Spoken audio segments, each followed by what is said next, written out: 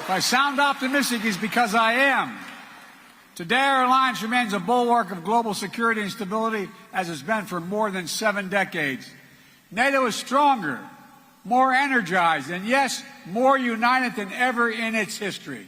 Indeed, more vital to our shared future. It didn't happen by accident. It wasn't inevitable.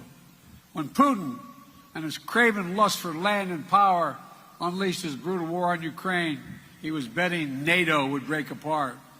He was betting NATO would break. He thought our unity would shatter at the first testing. He thought democratic leaders would be weak, but he thought wrong. After nearly a year and a half of Russia's forces committing terrible atrocities, including crimes against humanity, the people of Ukraine remain unbroken. Unbroken. Ukraine remains independent. It remains free. And the United States has built a coalition of more than 50 nations to make sure Ukraine defends itself both now and is able to do it in the future as well. I mean that. Our commitment to Ukraine will not weaken.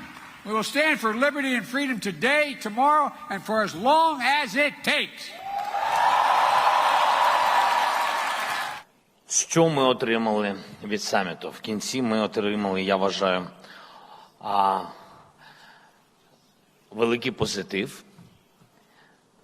Ми дійсно отримали об'єднання, і лідери підтримали Україну, отримали недвозначність того, що Україна буде в НАТО. Говорячи, коли це буде, впевнений я, згідно тієї підтримки лідерів, згідно сьогодні виступів кожного з лідерів на нашому засіданні Україна-НАТО, ми отримали від 3 десятків держав потужну підтримку. Я вважаю, що ми будемо в НАТО, як тільки безпекова ситуація буде стабілізована. А це говорить про те, що якщо простою мовою, в той момент, коли закінчиться війна, Україну точно запросять в НАТО, і Україна точно стане членом Союзу. At the Munich Security Conference in February, I called for long-term security arrangements to protect Ukraine, break the cycle of Russian violence, and ultimately help end this war. And today, we have delivered. Together with our G7 partners, we have agreed to provide the long-term bilateral security commitments that Ukraine needs.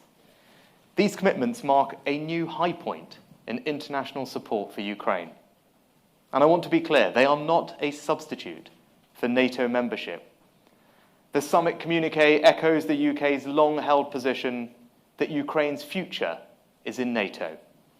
And we've taken a big step this week towards bringing Ukraine into the alliance.